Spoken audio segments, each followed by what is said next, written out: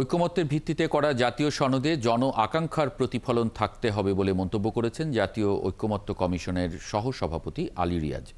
বাংলাদেশের সমাজতান্ত্রিক দল বাসদের সাথে জাতীয় ঐকমত্য কমিশনের আলোচনায় একথা বলেন তিনি। এ সময় রাষ্ট্রের নাম ও 4 মূলনীতি পরিবর্তনের বিরোধিতা করেছে দলটি। বিস্তারিত ফারজানা আক্তারের প্রতিবেদনে।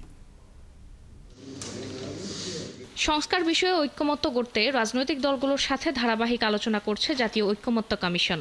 বৃহস্পতিবার জাতীয় সংসদের এলডি হলে ঐকমত্য কমিশনের সদস্যরা বাংলাদেশের সমাজতান্ত্রিক দল বাসদের প্রতিনিধি দলের সাথে বৈঠক করে। স্বাগত বক্তব্যে জাতীয় ঐকমত্য কমিশনের সহসভাপতি আলী রিয়াজ বলেন, জুলাই গণ অভ্যুত্থানে মানুষের ক্ষোভ ও প্রত্যাশা দুটোই প্রকাশিত হয়েছে। মানুষের আকাঙ্ক্ষা বাস্তবায়নে জাতীয় সনদ তৈরি করতে হবে।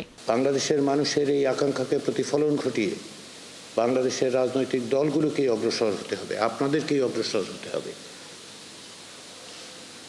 ঐকমত্য প্রতিষ্ঠার বিষয়টি আমরা চেষ্টা করছি একটি জাতীয় সনদের মধ্যে দিয়ে প্রতিফলিত হোক, যাতে করে ভবিষ্যতে প্রত্যেকটি রাজনৈতিক দল যেন সেই উদ্দেশ্য এবং লক্ষ্যগুলোকে বাস্তবায়নের পথে ভূমিকা পালন করতে পারে।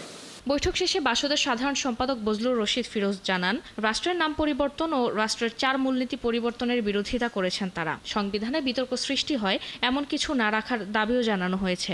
সংবিধান পুনর্লিখন নয়, সংস্কারের পক্ষে দলটি। আমরা এটা বলছি যে সাংবিধানিক প্রতিষ্ঠান সেইগুলোতে নিয়োগের জন্য একটা নিয়োগ কমিটি হতে পারে, কিন্তু এই যে এনসিসি যেইভাবে এখানে ফ্রেমের কথা বলছে, আমরা আমাদের দলের পক্ষ থেকে বলছি যে এটা একটা সুপার গভর্নমেন্ট কিনা, যে সুপার গভর্নমেন্টের একটা দ্বৈত প্রশাসন, দ্বৈত শাসন সেটা হয় কিনা, সেই ধরনের একটা অবকাশ থাকতে পারে। আমরা মনে করি যে একটা নির্বাচিত জাতীয় সংসদ, জনপ্রতিনিধি, তারাই শুধুমাত্র ক্ষমতা রাখে যে এখানে এই নির্বাচিত সংসদের মাধ্যমে এখানে যে সংশোধনগুলো যেগুলো ঐকমত্য হবে বা আরও যদি কোনো বিষয় থাকে আলাপ আলোচনার মাধ্যমে সেগুলো সেই সংশোধনীগুলো যুক্ত করবে। মৌলিক সংস্কারের যেসব জায়গায় বিরোধ আছে তা আলোচনার মাধ্যমে নিরসনের কথা বলেন তিনি।